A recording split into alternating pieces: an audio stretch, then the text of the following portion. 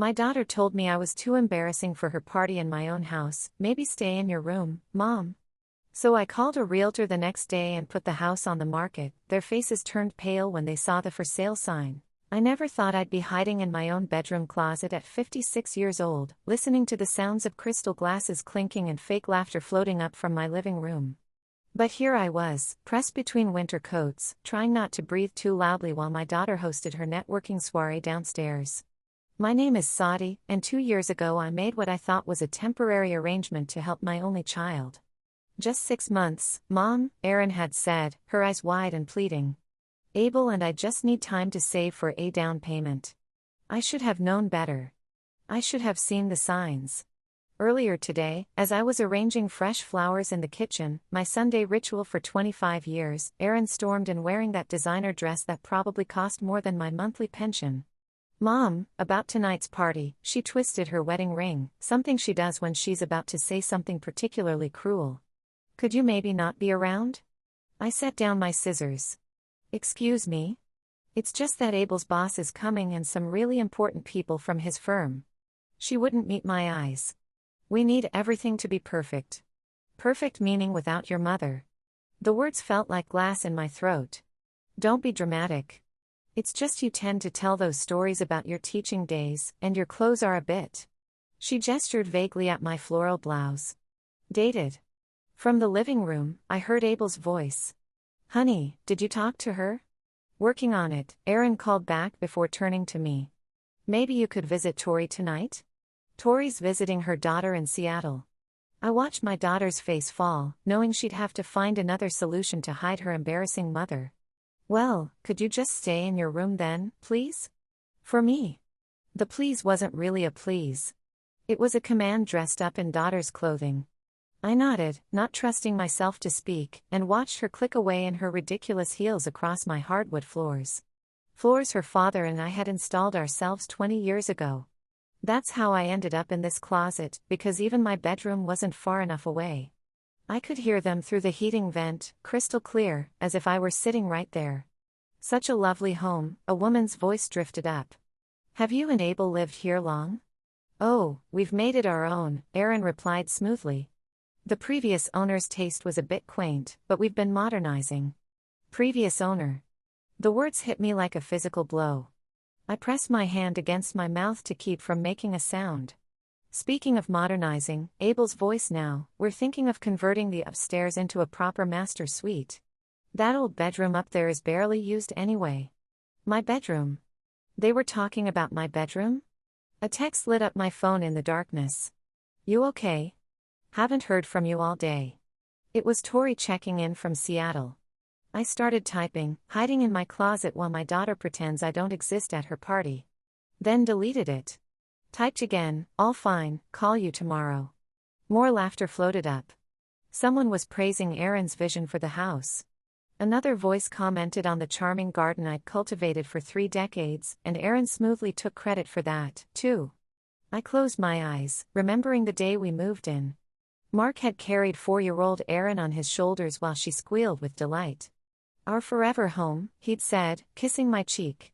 Now he was gone, and our daughter had somehow turned into someone I barely recognized. My phone buzzed again. A photo from Erin. Mom, I can hear you moving around up there. Please be quiet. Everything's going perfectly. That's when something inside me snapped. Not with a bang or a scream, but with a quiet, cold clarity. I opened my laptop, still sitting in the closet, and typed, real estate agents near me. The first result was for Ellis Smith, specializing in quick sales and difficult situations.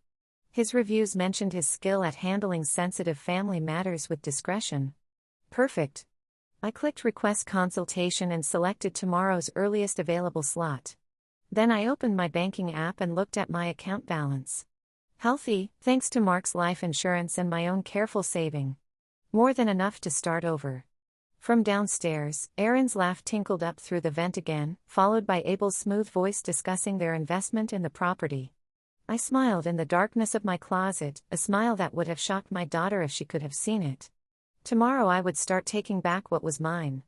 But tonight I would sit here in my own home, hidden away like an embarrassing secret, and let them enjoy their last party in my house, because sometimes revenge doesn't need to be loud. Sometimes it just needs to be ruthlessly, perfectly planned. Ellis arrived exactly at 9 the next morning, while Aaron and Abel were still sleeping off their party. His firm handshake and direct gaze told me I'd made the right choice. Coffee? I offered, leading him to the kitchen. Black, please. He pulled out a tablet and started typing.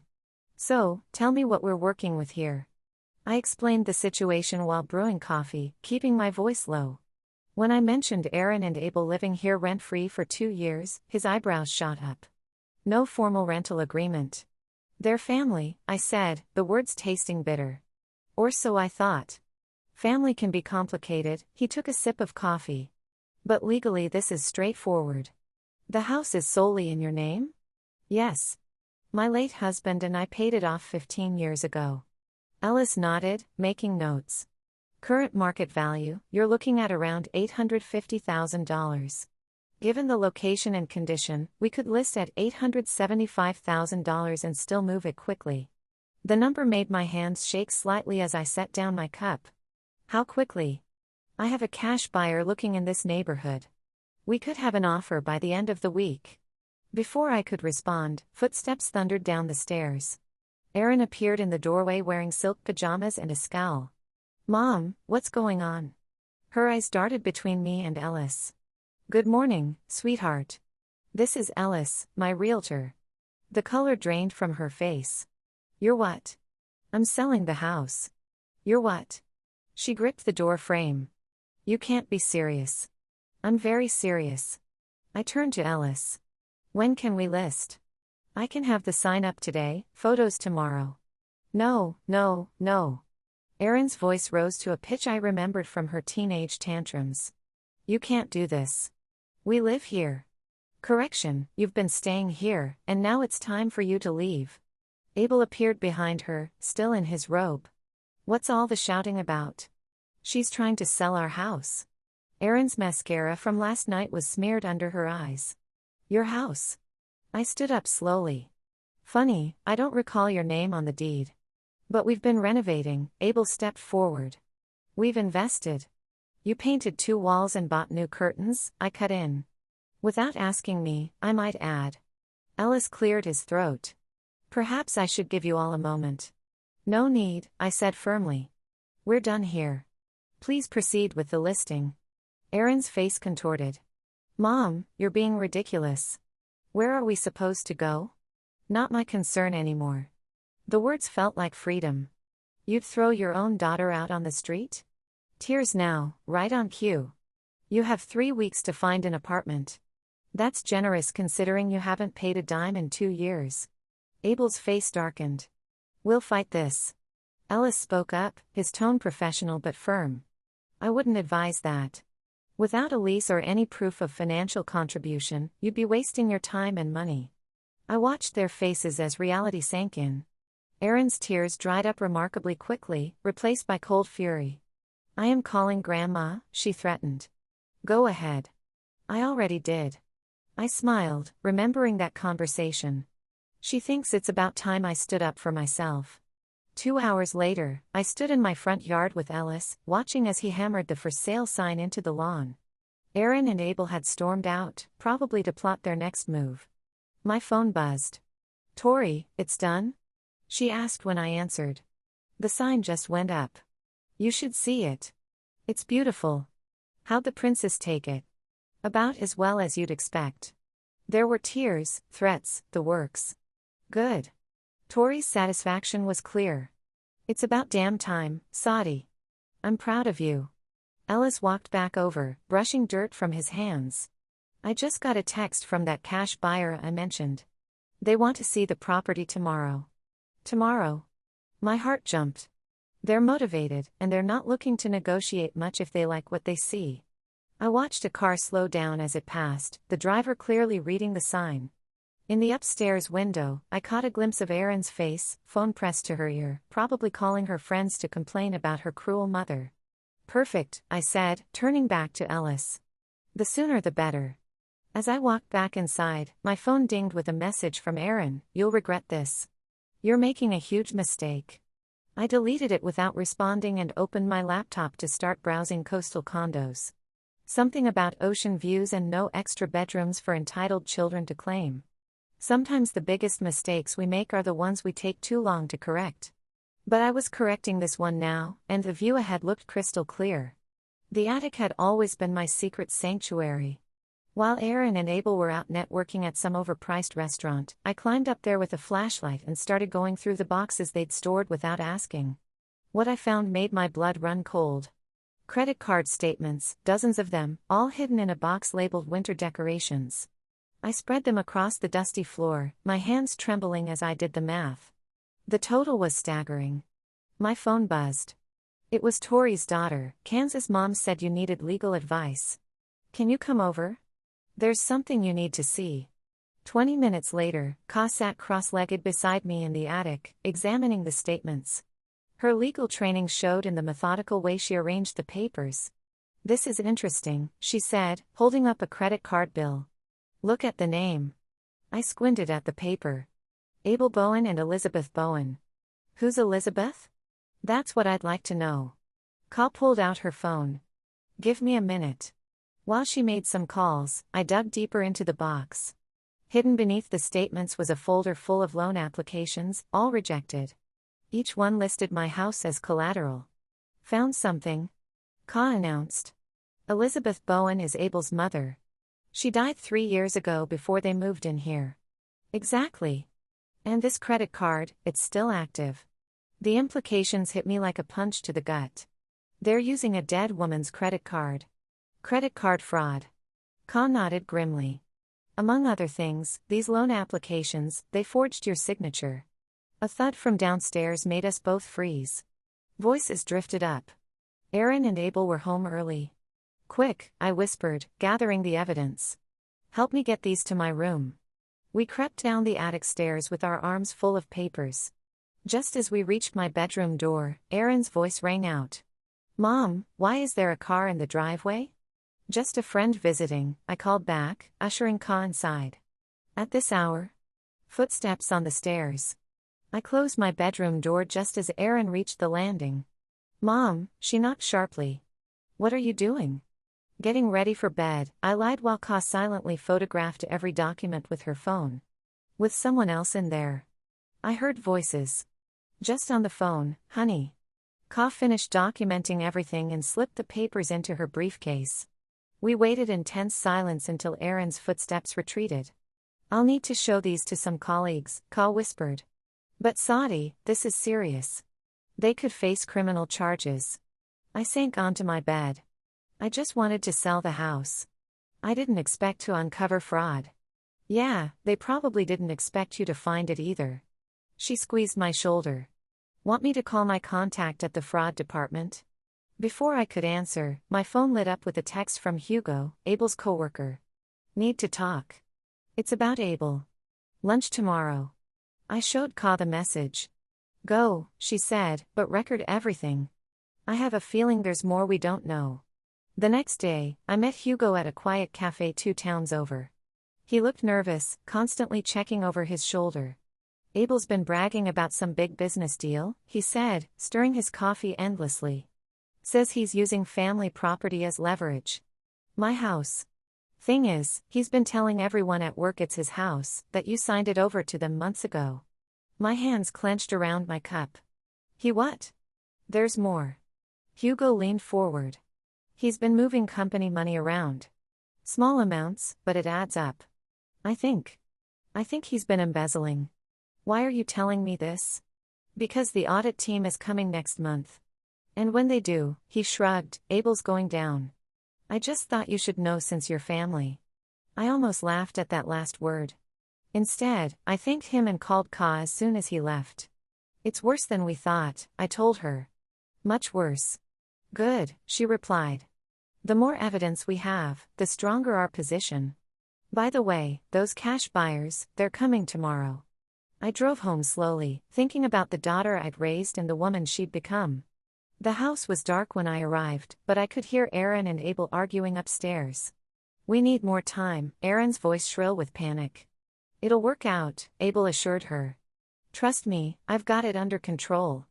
I smiled in the darkness of my kitchen, thinking of the documents in Ka's briefcase and the buyers coming tomorrow. Control was a funny thing. The tighter you tried to grip it, the faster it slipped away. And tomorrow, their grip would finally break. The Instagram post appeared at 3 a.m. a tearful selfie of Erin, carefully staged in dim lighting.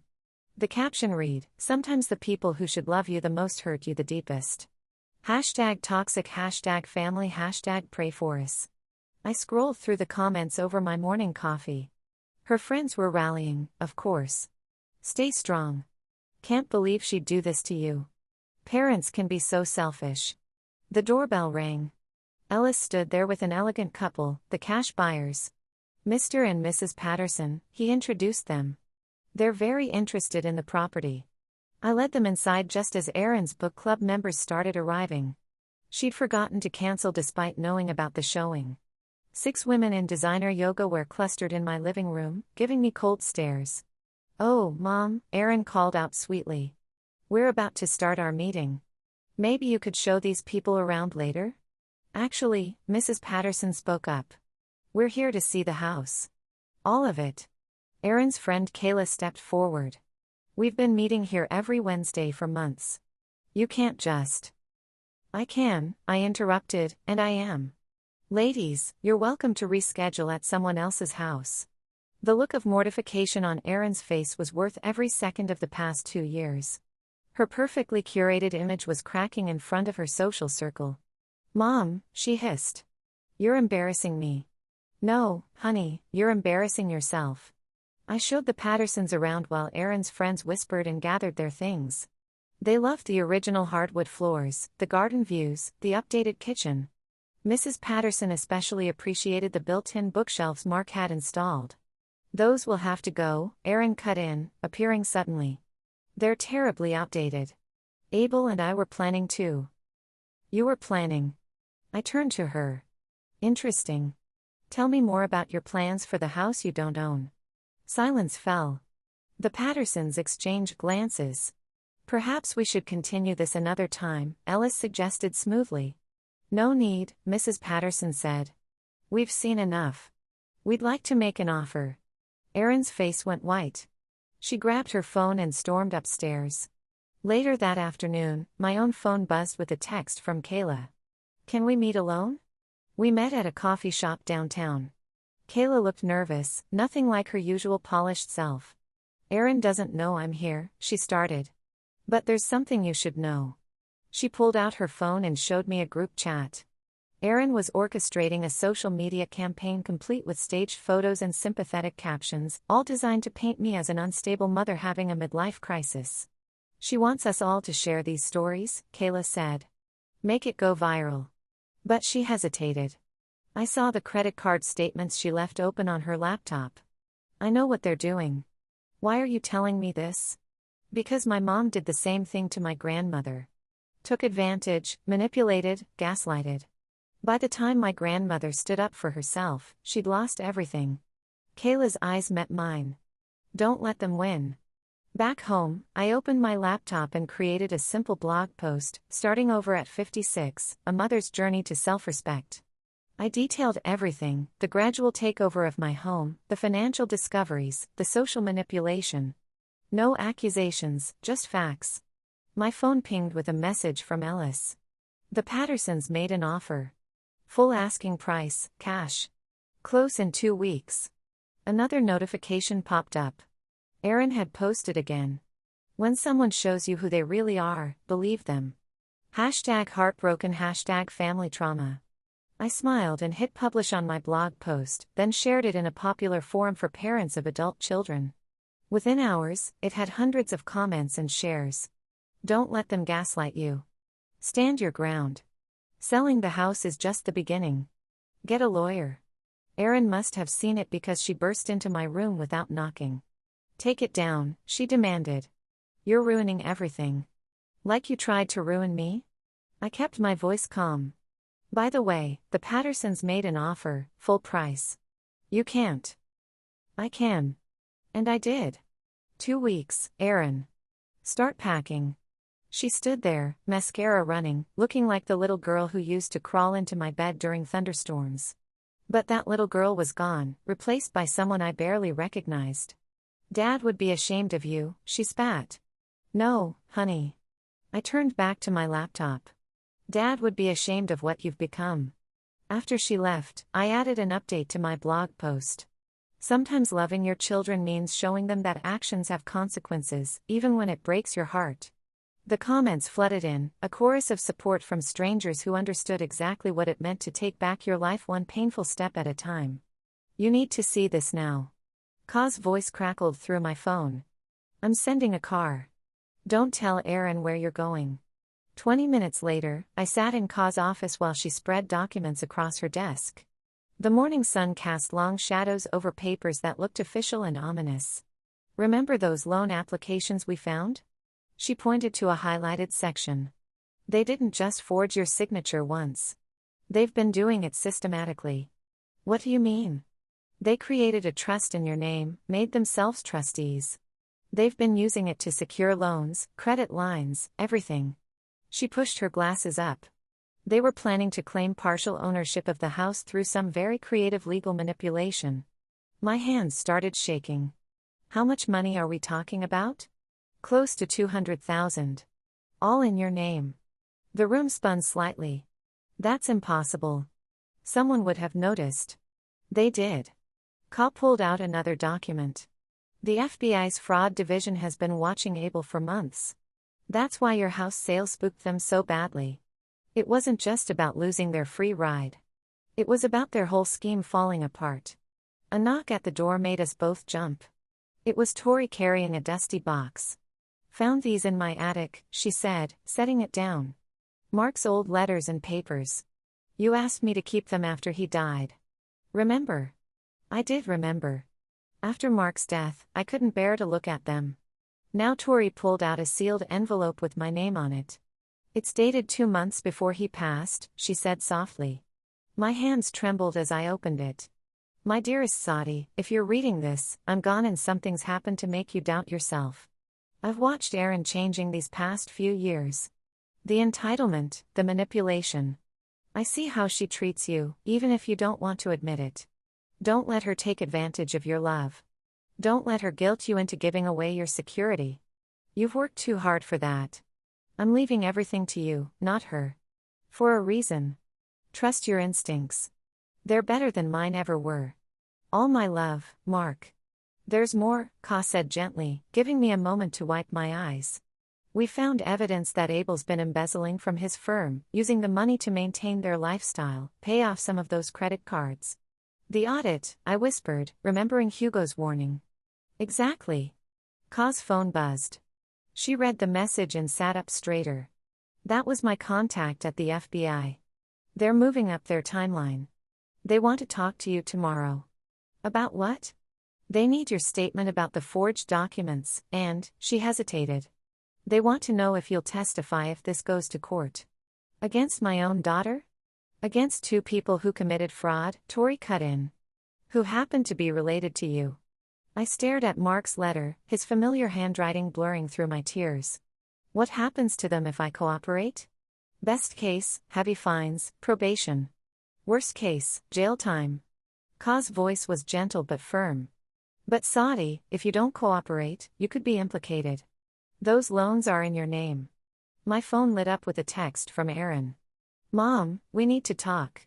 Abel's got a plan to fix everything. Please come home. Another message followed. We can work this out as a family. Just call off the sale. Please. They know something's coming, Ka observed. They're getting desperate. I thought about all the times I'd given in to Erin's pleading, all the boundaries I'd let her cross. Mark had seen it coming. He tried to warn me. Set up the meeting, I told Kansas I'll talk to the FBI. You're doing the right thing, Tori squeezed my hand. Am I? Because it feels like I'm betraying my child. No, Ka said firmly. You're finally holding her accountable. There's a difference. As we gathered the documents, my phone buzzed again. A notification from my blog. Hundreds of new comments, all from parents sharing similar stories. One caught my eye. The hardest part of parenting isn't the sleepless nights when they're babies. It's standing firm when they're adults making terrible choices. Stay strong. I tucked Mark's letter into my purse and stood up. I need to get home. They'll be wondering where I am. Be careful, Ka warned. Don't let them know what's coming. I drove home slowly, rehearsing what I'd say when they inevitably cornered me. But the house was quiet when I arrived. On the kitchen counter, I found a note in Aaron's handwriting. Gone to dinner with Abel's boss. Very important meeting. Don't wait up. I smiled grimly, knowing their very important meeting wouldn't save them from what was coming tomorrow. Sometimes the kindest thing a parent can do is let their child face the consequences of their actions, even when it breaks both their hearts.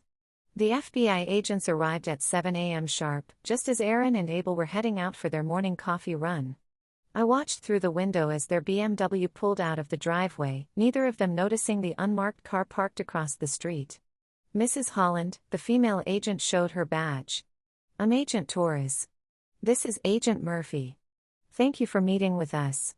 They set up recording equipment in the kitchen while Ka arrived with her legal pad and professional armor. The questioning started simple enough. When did you first notice unauthorized use of your identity? 3 days ago. In the attic.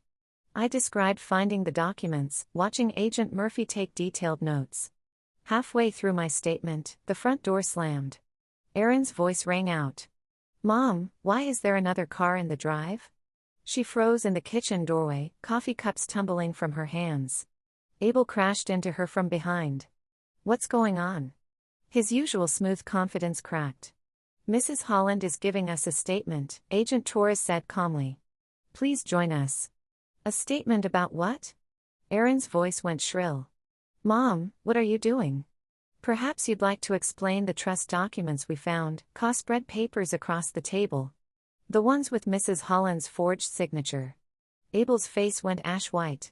We need to call our lawyer. Excellent idea, Agent Murphy said. You'll need one. Mom. Erin's mascara was already running. How could you do this to us? To you. I stood up slowly. You forged my signature. You took out loans in my name. You tried to steal my house. We were going to pay it all back. Abel stepped forward. Once my business deal. The one funded by embezzled money? Agent Torres cut in. The silence was deafening. Erin swayed slightly.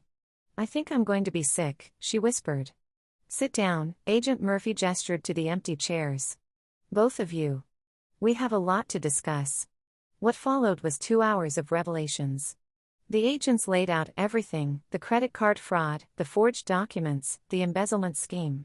Abel tried to talk his way out of it until Agent Torres showed him the evidence from his own company's audit. Stop talking, his lawyer said when he finally arrived. Don't say another word. But Erin couldn't help herself. It wasn't supposed to be like this, she sobbed. We just needed a little help getting started. And then one thing led to another. A little help. I laughed bitterly. You stole my identity. You tried to take my home because you were going to waste it, she shot back. Living here alone, doing nothing with your life. We had plans. Mrs. Bowen, Agent Torres interrupted. I suggest you follow your husband's lawyer's advice and stop talking. Ellis chose that moment to arrive with the final sale papers. He took in the scene, federal agents, crying daughter, stone-faced lawyer, without missing a beat. Bad time? He asked mildly. Perfect time, I said, reaching for his folder. Let's finish this. You can't sell, Abel burst out. The trust is fraudulent, Ka completed. Along with everything else you've done. Mrs. Holland has full legal right to sell her property. I signed the papers with a steady hand while Erin watched, mascara streaking down her face. Where are we supposed to go? She whispered. Agent Torres stood up. Actually, we need you both to come with us. There are more questions we need to ask at the station. Are we under arrest? Abel's voice cracked. Let's call it a formal interview for now, Agent Murphy said. Though I suggest you both pack a bag. This may take a while. I watched as they led my daughter and son-in-law out to their car. Neighbors peeked through windows, phones undoubtedly recording everything. Erin turned back once. Mom, please, she begged. Don't let them do this. I thought of Mark's letter. Of all the times I'd enabled her, excused her, protected her from consequences. I'm not letting them do anything, I said quietly. You did this to yourself. After they left, Ellis handed me the final copy of the sale agreement. Congratulations, he said. The house is officially sold. Keys transfer next week. I sank into a kitchen chair, suddenly exhausted. Ka squeezed my shoulder. You did the right thing, she said. Then why does it feel so awful? Because you're a good mother, even when your daughter isn't a good daughter. My phone buzzed. Another comment on my blog. Holding them accountable is the hardest form of love. I looked around my kitchen where moments ago my daughter's world had fallen apart. Tomorrow I'd start packing up 30 years of memories. But today I just sat there letting myself feel the weight of what tough love really means. Moving day arrived with a crisp autumn breeze. I stood at my bedroom window, watching the moving truck pull up just as a police car escorted Aaron and Abel to collect their belongings. They'd been released on bail pending trial. 2 hours, the officer announced. That's all you get to pack your personal items? Erin walked into the house like a stranger, her designer clothes replaced by jeans and a plain sweater. Abel trailed behind her, looking anywhere but at me. Your boxes are in your room, I said quietly. I packed what I could. How generous, Erin's voice dripped sarcasm, packing up our lives while you had us arrested. You did that yourself. I turned to the officer. I'll be in the garden if you need me. In the backyard, I deadheaded roses while listening to them move around upstairs. Tori arrived with coffee and muffins, settling into a patio chair. How are you holding up? Before I could answer, a crash came from above, followed by Erin's voice. This is worth more than that. You can't just throw it in a box. Your 2 hours started 20 minutes ago, the officer reminded her. I sipped my coffee, hands steady. I'm okay. Actually, I'm better than okay. Good. Tori nodded at my phone. Have you seen the news? I had. Abel's company had gone public with the embezzlement scandal. Their social circle was imploding as friends chose sides. My blog had gone viral with women across the country sharing similar stories. More sounds of frantic packing filtered down. Abel appeared at the back door. Saudi, please, can we talk? I think your lawyer advised against that. Look, I know we messed up, but... Messed up? I stood, brushing dirt from my knees. You committed fraud. You stole from your company. You tried to steal my house. That's not messing up, Abel. That's criminal. He flinched. From upstairs, Aaron called out, Abel, help me with these bags. After they left, the moving crew arrived to pack up my things. 30 years of memories carefully wrapped and labeled. Ellis stopped by with the final paperwork. The new owners are excited, he said, watching the movers work. They're a young couple, just had twins. Good, I smiled. This house needs children's laughter again. Speaking of which, he handed me an envelope. Remember that rental property you asked about? Inside was a lease agreement for a small house across town. The tenant's name made me pause. Maria Santos, the cleaning lady from the coffee shop. Ellis nodded. Single mom, 3 kids, been living in her car since their landlord sold their apartment building. You said you wanted to do something meaningful with some of the house money. Does she know that you're her anonymous landlord? No, just that the rent is affordable and she can move in next week. Tears prickled my eyes. Thank you, Ellis. Don't thank me. This was all you. He hesitated. By the way, would you like to get dinner sometime? Once all this settles down? Before I could respond, a commotion erupted out front. Erin had returned. You can't just throw us away, she screamed from the driveway. I'm your daughter. The officer stepped forward, but I waved him off and walked out to meet her. Yes, you are my daughter, which is why this hurts so much. I kept my voice calm. But you're also an adult who made choices, bad ones. Where are we supposed to go? Abel's parents won't take us in. All our friends are avoiding us. Maybe start with the truth, I suggested. Try taking responsibility instead of blaming everyone else. She stared at me, mascara running again. I hate you. No, you hate that I finally stopped enabling you. I turned to go back inside. Goodbye, Aaron. Mom, wait. Your 2 hours are up, the officer cut in. Time to go. I watched from the doorway as they drove away, then turned to Ellis. About that dinner, yes, but not tonight. Take your time, he smiled. I'm patient. Later that evening, after the movers left, I sat alone in my empty living room. My phone lit up with a message from Maria's daughter, a video of their family celebrating the news about the house, the children jumping with joy. I opened my blog and began typing. Today, I watched my daughter drive away, knowing she might never forgive me for holding her accountable. But I also watched another mother's tears of joy at finding a safe home for her children. Sometimes the endings we fear become beginnings we never expected. The post went live just as the sun set through my windows one last time. Tomorrow I'd hand over the keys and drive to my new condo by the ocean. But tonight I sat in the empty house that had seen so much love, pain, and finally justice. Sometimes letting go is the strongest way to hold on to yourself. The ocean breeze carried the scent of salt through my open balcony doors.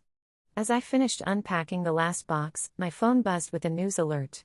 Local executive pleads guilty in embezzlement case. I clicked the link. Abel had taken a plea deal, agreeing to testify against his co-conspirators. Aaron's trial was still pending. A knock at the door interrupted my reading. Ellis stood there with takeout bags. Thought you might need dinner after all that unpacking. We ate on the balcony, watching waves crash against the shore. My blog notification pinged every few minutes. More comments, more shares, more women finding their voice. Your story's helping people, Ellis observed. It's helping me, too. I showed him my phone. Look at this message I got today. It was from Maria. A photo of her kids doing homework in their new living room with a simple caption, "Thank you for giving us a chance at stability. You turned pain into purpose," Ellis said. That's rare. My phone rang. Cause number. Turn on channel 7, she said without preamble. Aaron's giving a statement. I found the remote and clicked on the news. There was my daughter standing outside the courthouse. But something was different. Her usual polish was gone, replaced by a rawness I hadn't seen since she was young. I've spent weeks blaming everyone else, she was saying. My mother, the investigators, the system. But the truth is, I made choices, terrible choices. I betrayed the person who gave me everything, and I have to live with that. Ellis squeezed my hand as we watched. My mother taught me about consequences, Aaron continued, her voice breaking. I just never thought I'd be one of them. To anyone out there thinking of taking advantage of someone's love, don't. The price is too high. I turned off the TV, hands shaking slightly. Are you okay? Ellis asked. Before I could answer, another knock came. This time it was Tori holding a bottle of wine in a familiar box. Found more of Mark's papers, she said. There's something you need to see. Inside was a journal entry dated just weeks before his death. Watched Saudi with Aaron today. Our girl's changed, become someone I don't recognize. But Saudi, she's stronger than she knows. When the time comes, she'll do what needs to be done. I just hope she remembers that protecting someone sometimes means letting them fall. He knew, I whispered. He knew this would happen. Of course he did, Tori poured the wine. He also knew you'd find your way through it.